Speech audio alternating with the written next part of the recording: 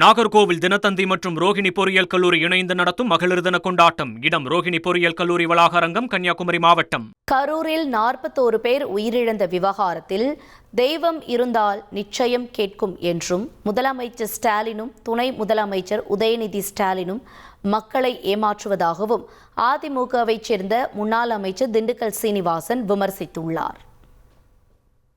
அண்ணா இறந்து 2 நாட்களிலே அவர் வீட்டிலே காலிலே விழுந்து கெஞ்சி கூத்தாடி எல்லா எம்எல்ஏக்களும் எம்ஜிஆர் புரட்சி தலைவர் பேசி எம்ஜிஆர் போட்ட பிச்சையிலே முதலமைச்சரானவர் இந்த கருணாநிதி.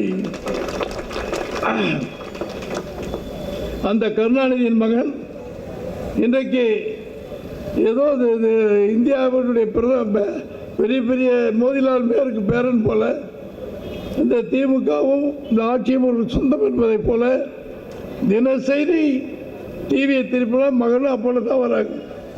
அங்கே 10,000 கோடி, இங்கே 20,000 கோடின்னு அரசாங்க பணத்தை எடுத்து ஊரா விட்டு ஐயே பொண்டாட்டி கையே என்று சொல்லுவ போல வைத்து எல்லா இடத்தையும் திறந்து என் சாதனையை பார்க்கிறார். அன்னைக்கு நல்லக்கண்ணை பற்றி சொன்னார் தம்பி. ஒரு வேட்டி 4 முளை வேஷ்டி, ஒரு கதர் சட்டை, ஒரு துண்டு, இதுதான் நல்லக்கண்ணுடைய வாழ்க்கை. 101 வயதில் இறந்திருக்கிறார். எளிமையின் மறுரூபமாக இருக்கிறார். அப்படியும் வாழ்ந்திருக்கிறாங்க. டிசைனா கண்ணாடி போட்டு, டிசைனா பேண்ட் போட்டு மக்களை உத்தமர் போல நடித்து ஏமாற்றுவதற்கு அப்பனும் மகனும் இன்று கிளம்பி இருக்கிறார்கள்.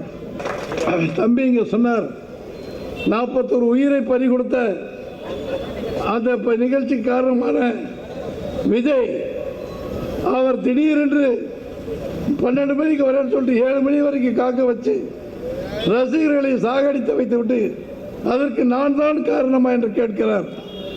அரசன் அன்று கொள்வான், தெய்வம் நின்று கொள்ளும். தெய்வம் என்று இருந்தால் நிச்சயமாக அதை கேட்கும். இதற்கு காரணமானவர் யார் என்பது இன்னும் சிபிஐ ரிப்போர்ட் மற்ற ரிப்போர்ட்டுகள் வர இருக்கிறது. ஆனாலும் திரு விஜய் செய்த தவறினால்தான் அந்த அசம்பாவிதம் ஏற்பட்டிருக்கிறது என்று பல்வேறு விதமான கருத்துக்களை சொல்கிறார்கள். நாம் உள்ளே போக விரும்பவில்லை. சகோதரர்களே, இன்றைக்கு இந்த அரசாங்கம் பல சட்டத்திட்ட விதிகளை போட்டு வைத்ததின் மூலமாக பல உயிர்கள் காப்பாற்றப்பட்டு கொண்டிருக்கிறது.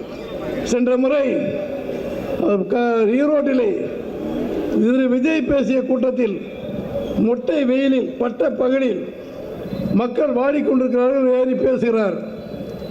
திரு விஜயனுக்கு சினிமா நடிப்பவர்களுக்கு வெயில் ஒன்றும் புதிதல்ல.